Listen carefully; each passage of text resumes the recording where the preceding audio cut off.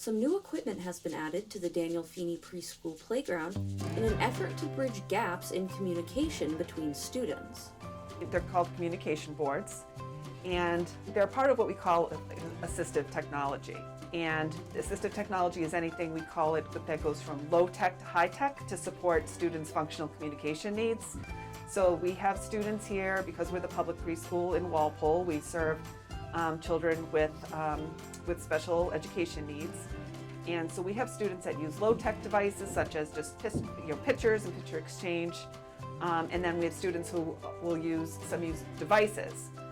So the communication board is modeled after boards that our speech and language therapists, Bailey Wurzberger and Kim Whitecross, have implemented in the classrooms. And this is just an example of one of them, and this is for the classroom around Play-Doh. So it incorporates nouns, verbs, prepositions, and different objects in, on, around, and so it helps students make requests. It helps with their social and functional language outside at preschool. That if there's a specific area they want to play on, they can point to what they want to do. It could be the slide. So the 3 different boards that we have outside are tailored for each specific section of that playground, because every area has a little bit something different. Assistive technology is specifically mentioned and defined in the Individuals with Disabilities Education Act as any item, piece of equipment, or product system, whether acquired commercially, off the shelf, modified, or customized, that is used to increase, maintain, or improve the functional capabilities of a child with a disability. This includes AAC devices from low-tech, such as picture communication cards, to high-tech speech-generating devices. Because we're a preschool, there's a high level of visuals throughout every classroom, from a visual picture schedule throughout the child's day. Some students have individual picture schedules that they follow. We're highly reliant on visuals to support learning, to support students, since they're still developing early literacy skills. Because we know it's important to teach them how to follow a routine, and that we know that consistency is so important for kids, that visuals we find are highly successful in teaching kids. So it's something that they know. So when we put these boards outside, the kids were familiar with it and were able to go outside right away and understand what it meant. And it does. It helps with that that social communication piece, because recess is so very social and it's highly unstructured. And so it helps to decrease some of the frustration that maybe kids that might want to play something but can't quite express it can point to the picture. And the adults, we're all outside to help facilitate that communication, to bridge that social play between students. Julie Martin noticed the growing use of communication boards at schools across Massachusetts and began looking for ways to implement a similar resource on the playgrounds at Feeney Preschool. It seems like it's something that's being implemented across elementary and preschools across the state. The Langley Foundation is one organization that creates them for schools through a grant.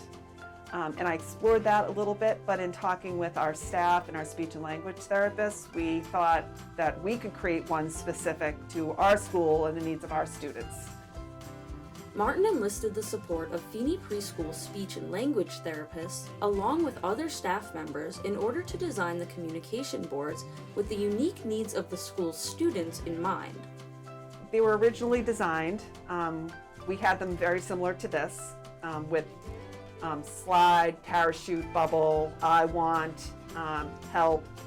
And then when they were first drafted, we sent them out to our staff, and our staff is amazing, and they all gave their input. And some staff said it would be great if you could incorporate feelings onto the communication boards too, so the kids could say if they're happy, if they're sad or frustrated. And so we made that change. And so when we're outside, that's a great example if kids might need, I want help, if they need help, or I'm happy, or they might point to bubbles, because we don't always have bubbles out there, and some kids are very insistent on they would like to have bubbles. So and bubbles and parachute, those are great opportunities for learning and for cooperation and to teach social skills. So it's been great, and it's been wonderful to see kids go over to it together and point like, what do you want to do? What do you want to do? And, because that's so much of preschool is learning how to share and take turns and cooperate and express how you're feeling. So they've been, it's been a great support for all students and for staff too. The John D. Langley Foundation generously funded the effort as a part of their mission to support school initiatives that promote the social and emotional well-being of all children. The Langley Foundation has been a wonderful partner with Walpole Public Schools for years. They have supported requests to help kids who to go to summer camp or dance or to have opportunities that otherwise they wouldn't have. Prior to working here, I was the school counselor at Fisher School, and I worked closely with John and Diane Langley on filling out requests for things just like that, for after-school enrichment activities, day camps for the summertime, swim lessons at the Walpole Rec, and they've been just incredibly generous. So when we came up with this idea, I reached out to them and said, we have this idea. We think it would benefit all the kids here at preschool. What are your thoughts? And their immediate response was like, yes, absolutely. Whatever you need, Julie, we'll do it. Just tell us like what it is. So I wrote a proposal. Again, gathering input from our staff here, sent them the template of what the boards would look like, as well as the estimate. And they were enthusiastically partnered, with us. And we were so fortunate that the day they were installed, John and Diane came to the preschool and saw them, go up, and they saw the kids outside interacting with them. So it was a great partnership. And Signorama and Walpole, they're the ones who created them and printed them, and they were wonderful to work with as well. They talked me through the process as far as this is the material you should get, this is the hardware you should get, this is why. And it was just a wonderfully positive experience all the way around, and to be able to partner with members of our community in Walpole was great. At a December school committee meeting, Superintendent Bridget Goff also acknowledged the Langley Foundation's vital role in this effort.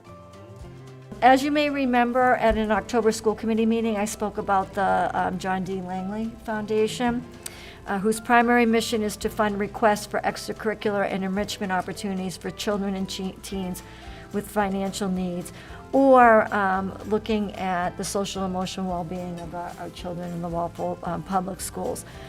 It's a way to help our playground be more accessible for children with communication delays. And the boards really allow for especially nonverbal children to communicate, and it's a welcome addition to Feeney Preschool, and allows children of all abilities to have this positive experience on our playground.